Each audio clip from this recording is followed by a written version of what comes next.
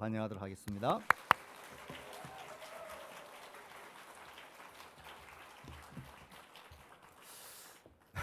설교하러 나오면서 박수 받아보긴 또 처음인 것 같습니다. 그래서 많이 떨리는데 검은색 옷을 입고 계셔서 조금 더 떨리는 것 같습니다. 네, 교회로 온 지 이제 3주가 되어 가는데 뭔가 개인적으로는 벌써 정이 생긴 것 같습니다. 아까 슬라이팅이 조금 당한 건지도 모르겠는데 처음 왔을 때부터 권사님 한 분께서 이제 볼 때마다 왜 이제 왔냐고, 저는 아시는 분인 줄 알았습니다. 그래서 저를 아시는 줄 알고 제가 한참을 생각했는데 아시는 게 아니고 우리 교회에 왜 이제서야 오셨냐라는 말이었던 걸 제가 지금 기억합니다. 그래서 오늘 이제 기억의 자국이라는 제목으로 잠시 말씀을 나누려고 하는데 네, 그렇게 웃어주셔야 제가 조금 더 덜 긴장할 것 같습니다. 네, 나누려고 하는데 진짜 귀한 시간이 되었으면 좋겠습니다. 그래서 오늘 말씀을 통해서 오늘 제목처럼 이 하나님의 기억 속에 우리라는 나라는 자국이 새겨지는 귀한 시간이 되기를 주님의 이름으로 소망합니다. 이 학창 시절을 돌아보니까 왜 그렇게 생각했는지 모르겠는데 이 아르바이트했던 이 형 누나들이 굉장히 멋있어 보였습니다. 그래서 이 19살 때까지 마음속으로 늘 다짐했습니다. 나도 20살이 되면 이 아르바이트를 꼭 해봐야겠다. 그리고 정말 20살이 되자마자 저는 바로 이 아르바이트를 시작했습니다. 여러 가지 많은 아르바이트들을 해보고 싶었지만 가장 하고 싶었던 건 이 고깃집 아르바이트였습니다.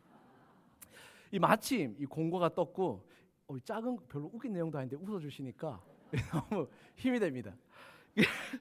이 마치 그 고깃집 공고가 떠서 이 지원을 했고 이 면접을 보러 갔는데 사장님이 다음 주부터 출근해서 이 홀서빙을 아마 하게 될 거다라는 답을 받고 이 설레는 마음과 이 기대에 벅찬 마음을 가지고 출근날을 기다렸습니다. 그런데 막상 이 출근을 해보니까 이 상황이 조금 바뀌었습니다. 홀서빙이 아니라 이 주방으로 들어가야 된다는 겁니다. 그래서 처음에는 아무 생각 없이 이 주방에 가서 열심히 이 불판을 닦았습니다. 이 불판을 닦다 보니까 점점 화가 나는 겁니다. 나도 홀서빙 잘할 수 있고 나도 인사 잘할 수 있고 나도 잘 웃을 수 있는데 왜 나는 불판만 닦아야 될까? 왜 나는 불만 날라야 될까? 그래서 사장님에게 찾아갔습니다. 사장님, 제가 저 밖에 있는 친구들보다 홀서빙 조금 더 잘할 수 있을 것 같습니다. 제가 조금 더 웃으면서 서비스 할 수 있을 것 같습니다. 사장님이 아무 말씀하지 않더니 그러면 잠깐만 나갔다가 다시 들어오라는 겁니다. 잠깐만 나갔다 보니까 제가 깊은 깨달음을 얻고 들어왔습니다. 무엇을 봤냐면 이 밖에 홀서빙하는 그 남자친구들 여자친구들이 너무 잘생기고 너무 이쁜 겁니다. 그래서 저는 깨달았습니다. 내가 왜 주방에 있어야 되는지, 내 위치가 왜 주방인지 제가 그때 깨달았습니다. 근데 여기서 웃으시면 제가 좀 상처를 좀 받습니다. 네. 그래서 진짜 신나게 갔지만 결국에는 주방에 돌아와서 한 1년 정도 불판만 닦다가 그 알바를 그만뒀던 것 같습니다. 사랑하는 성도 여러분, 오늘 본문에 나오는 이스라엘 백성의 모습도 비슷했습니다. 그들은 자신들이 처한 자리가 굉장히 불평스럽고 굉장히 원망스러웠던 것 같습니다. 하나님, 이제는 내가 벌 받을 만큼 받지 않았습니까? 하나님, 이제는 조금 나를 회복시켜 주셔도 되지 않습니까? 그들은 그렇게 자기 속으로 하나님을 판단하기 시작했습니다. 하지만 하나님이 그들을 그 자리에 두신 이유는 그들을 잊어버려서가 아니라 그 자리를 통해서 이스라엘 백성들을 다시 기억하기 위해서였습니다.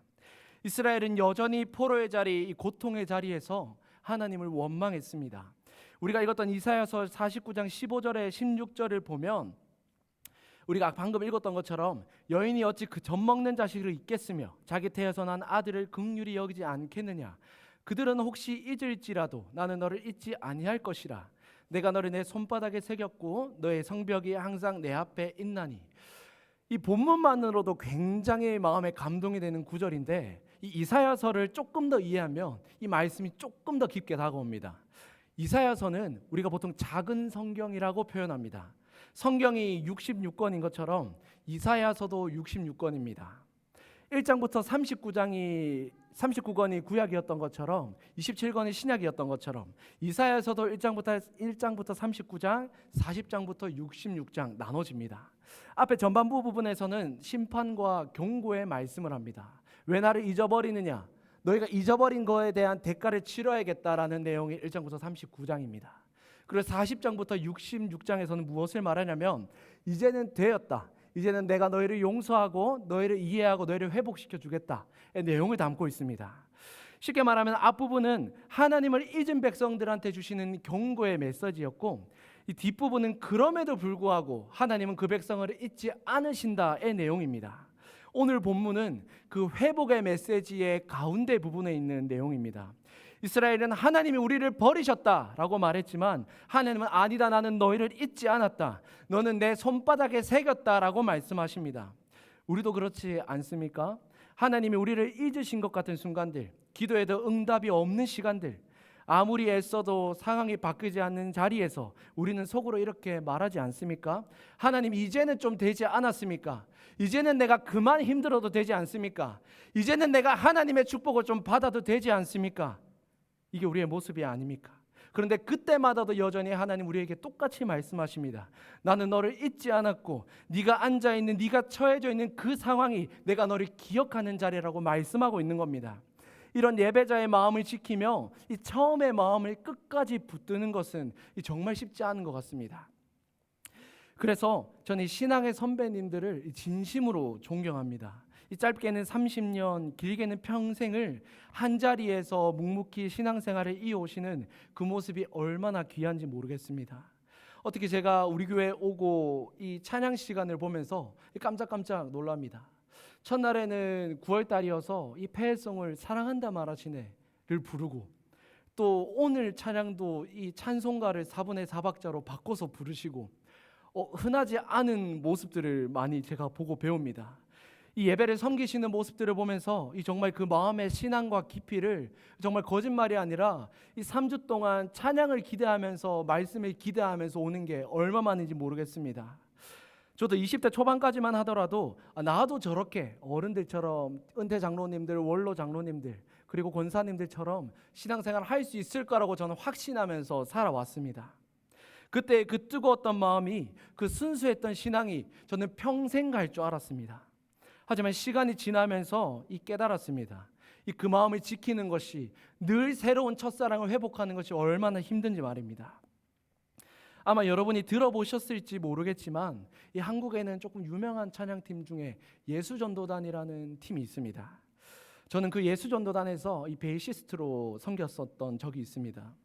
이게 제가 정말 존경했던 팀이었기에 이 들어갔다라는 것만으로 굉장히 가슴에 벅찬 일이었습니다. 영상으로만 보던 그 연민규 간사님과 함께 예배하고 그 자리에서 연주한다라는 것이 제게는 정말 큰 감격이었습니다. 그런데 그 감격이 점점 자부심으로, 그리고 그 자부심이 이 어느새 교만함으로 변해가고 있었습니다. 전공자들이 내가 이겼다라는 성취감이 있었고, 그리고 예수전도단 화요 모임이 저녁 7시 반에 시작하는데 이 사람들이 7시부터 문 앞에서 몇백 명씩 줄을 서서 기다리는 겁니다. 그 모습을 보면서 제 마음속에 이상한 생각이 들기 시작했습니다. 이 중에는 내 연주를 보러 온 사람이 있지 않을까? 사람이 이렇게 많으니 오늘은 조금 더 화려하게, 조금 더 멋있게 베이스를 쳐야겠다. 이 머리로는 이건 아니다라고 말하면서 이 마음은 이미 예배자가 아니라 이 연주자가 되어 있었습니다. 이런 마음이 커서 결국에는 간사님께 상담을 요청했습니다. 간사님, 마음이 너무 힘듭니다. 나는 더 이상 예배할 수 없을 것 같습니다. 이 몇십 년 동안 그 자리에서 예배하는 간사님 너무 대단합니다 하니까 간사님이 저에게 한마디를 하셨는데, 예수전도단에 있는 그 누구도 예수전도단이라는 이름에서 이 자부심을 느낀 사람은 한 명도 없다는 겁니다. 우리도 마찬가지로 하나님을 예배할 수 있음에 자부심을 느끼고 있다는 겁니다. 그 말을 듣는 순간 저는 정말 마치 돌로 머리를 한 대 맞은 것 같았습니다. 예배 자리에서 내가 중심이 되어 있었던 것을 깨달았고, 그때 비로소 진짜 예배자의 마음이 어떤 것인지 조금은 알게 되었습니다. 내가 예배 자리에서 중심이 되어 있었던 것이 문제였습니다. 사람들의 시선이 아니라 하나님의 시선이 나를 향하고 있었는데 저는 그 사실을 잊었던 것 같습니다. 오늘 본문에서도 잊어버린 이스라엘 백성들은 이렇게 말합니다. 오직 시온이 이르기를 여호와께서 나를 버리시며 주께서 나를 잊으셨다 하였거니와. 그런데 놀랍게도 하나님은 화를 내시지 않습니다. 앞에 부분을 조금 더 쉽게 설명하면, 하나님 왜 나를 버리십니까? 하나님 왜 나한테 잘해주겠다 해놓고 나를 회복하게 하겠다고 해놓고 나를 구원하겠다고 하시겠다고 말씀해놓고 왜 잊어버리십니까? 왜 나를 버리십니까? 왜 나에게 한마디도 없으십니까? 라고 말하고 있는데, 하나님은 어떻게 네가 나한테 그렇게 말할 수 있느냐 라고 하시는 것이 아니라 내가 너를 손바닥에 새겼다라고 말하고 있습니다. 우리가 분명히 알아야 되는 것이 있습니다. 이 말씀은 하나님이 이스라엘 백성들에게 위로를 주는 것이 아닙니다. 그래, 내가 너네를 기억하고 있어, 너네를 잊어버리지 않았어, 너네를 기억해 줄게가 아닙니다. 하나님은 지금 선언하고 계시는 겁니다. 너는 이미 내 마음속에, 내 기억 속에, 내 손바닥에 기억되고 새겨졌다라는 겁니다. 하나님은 그 한순간도 너희들이 나를 버렸다라고 말하지만, 너희를 잊어버렸다고 말하지만, 나는 손바닥에 새겨놓고 너희를 늘 되뇌었다라고 지금 하나님 말씀하고 있는 겁니다. 우리가 예배의 마음을 잃을 때에도, 우리의 기도가 식고 감사의 마음이 사라질 때에도 하나님은 그때마다 여전히 그 손바닥을 펴보시며 너희가 여기 있다고 말씀하십니다. 너희가 지금은 낭망에 빠졌고 상처받고 고난받고 고통받고 있지만 너희가 내 손바닥에 있으면 내가 기억하고 있다고 말하는 것이 오늘 본문입니다. 사랑하는 성도 여러분, 우리는 종종 하나님이 기억해야 한다고 말하지만 사실 그보다 더 큰 은혜는 우리가 하나님이 기억하는 것이 아니라 여전히 하나님께서 우리를 기억하고 있다는 사실입니다. 그래서 우리의 신앙은 완벽해서 유지되는 것이 아닙니다. 우리의 신앙은 기억 속에 새겨진 사랑 때문에 유지되고 있는 것입니다. 우리가 넘어지고 흔들릴 때에도 하나님은 나는 너를 손바닥에 새겼다 하며 우리를 붙잡으시고 계신 겁니다. 손바닥은 이 가장 눈에 띄는 자리입니다. 하루에도 우리가 수없이 보는 곳입니다. 일할 때도 보고 무언가 붙잡을 때도 마주치는 것입니다. 하나님은 그 손바닥에 우리를 새기셨다는 겁니다. 단순히 우리의 이름 석자를 새겨 놓았다는 것이 아닙니다. 우리의 생애와 우리의 상처와 우리의 일평생을 새겨 놓았다는 뜻입니다. 히브리어에는 이 기억하다라는 자카르라는 뜻이 있습니다. 이것은 단순히 내 머릿속에 떠올린다라는 의미가 아닙니다. 우리가 무엇인가 기억한다, 누군가를 기억한다의 의미가 아닙니다. 내가 누군가를 사랑했었지에서 그치는 것이 아닙니다. 히브리어 원어에서 나오는 오늘 본문에서 하나님이 말하는 새겼고 기억한다라는 것은 내가 알고 있으니 행하겠다라는 것을 말하고 있는 것입니다. 하나님은 기억하시면 반드시 일하십니다. 무슨 말이냐면 그걸 따라가는 그리스도인 역시 하나님의 사랑을 기억하고 하나님의 은혜를 기억하면 그것을 따라가야 한다라는 것입니다. 저희 할아버지가 지금은 돌아가셨는데요. 외할아버지께서 젊었을 시절에 대한민국 그 복싱 국가대표를 하시고 프로복서로서 챔피언이셨습니다. 네, 뭐 대단한가요? 네, 그러셨는데요. 할아버지께서 이제 권투를 평생을 하셨다 보니까 이제 후유증으로 치매가 오셨습니다. 이제 돌아가시기 직전에는 자신의 자식들 이름도 아내도 몰라볼 정도로 치매가 심해지셨었습니다.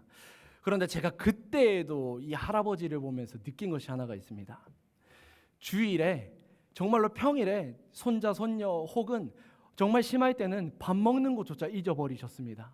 바지에 대변을 보실 때도 많았고요. 근데 그런 할아버지가요, 주일 아침만 되면 주섬주섬 정장을 챙겨 입으십니다. 주섬주섬 바지를 챙겨 입으십니다. 그래서 할아버지한테 어디 가냐고 물어보면 어디 간다고 대답은 못 하십니다. 근데 주일마다 정해진 그 시간마다 옷을 입으시는 겁니다. 그리고 하루는 문을 잘못 열어놔서 집에 갔는데 할아버지가 안 계시는 겁니다. 그래서 온 동네방네를 다 뒤졌는데도 못 찾았는데 어디에 계신 줄 아십니까? 교회에 계셨습니다. 제가 그걸 보면서 저렇게 늙어야겠다.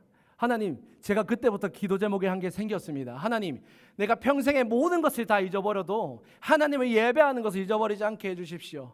내가 평생의 모든 것은 내 머릿속에 사라진다 하더라도 하나님은 떠나지 않게 해주십시오. 제가 이 말씀을 드리는 이유가 무엇이냐면 하나님이 손바닥에 새겼다라고 말씀하십니다. 고대 근동 역사에서는 누군가 다른 사람의 이름을 자기 몸에 새긴다라는 것은 노예의 증표를 말하는 겁니다.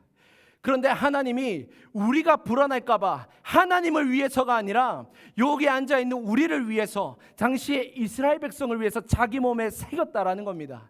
너희가 불안이 아니 새겨주겠다라는 겁니다. 내 마음은 영원히 변하지 않지만 너네가 마음이 불안해하니 너네에게 믿음을 주기 위해서, 너네의 신앙의 회복을 위해서 새기겠다고 말씀하십니다. 넘어지더라도 낭망하지 마십시오. 쓰러지더라도 상처받더라도 무너지지 마십시오. 하나님이 여전히 자신의 손바닥을 보면서, 우리의 이름을 보면서, 그래 너가 이렇게 신앙생활했다, 너가 무너지지 않고 내 은혜를 보고 이렇게 신앙생활했다고 오늘도 말씀하고 있는 겁니다. 사랑하는 성도 여러분, 지금 혹시 잊혀진 것 같은 인생을 살고 계십니까? 사람들에게 잊히고 세상 속에서 밀려나고 하나님조차 나에 대해서 침묵하는 것 같으십니까? 그러나 기억하십시오. 하나님은 여기에 계신 한 분 한 분을 손바닥에 새기셨습니다. 여러분의 이름과 여러분의 눈물과 여러분의 상처까지 새기셨습니다. 하나님의 손 위에는 여러분의 인생이 기억의 자국으로 새겨져 있습니다. 그 손은 매일매일 펴질 것이고 그 자국은 결코 지워지지 않습니다. 그리고 그 자국은 언젠가 우리를 회복시킬 겁니다. 그러니 지금 눈앞에 있는 현실에 상처에 무너지거나 낭망하지 마시기 바랍니다. 그저 별 볼 일 없는 우리의 이름을 손바닥에 새기신 하나님의 은혜에 감격하며 이 한 주간의 삶에서도 승리하시기를 주님의 이름으로 소망합니다. 기도하겠습니다. 하나님 감사합니다.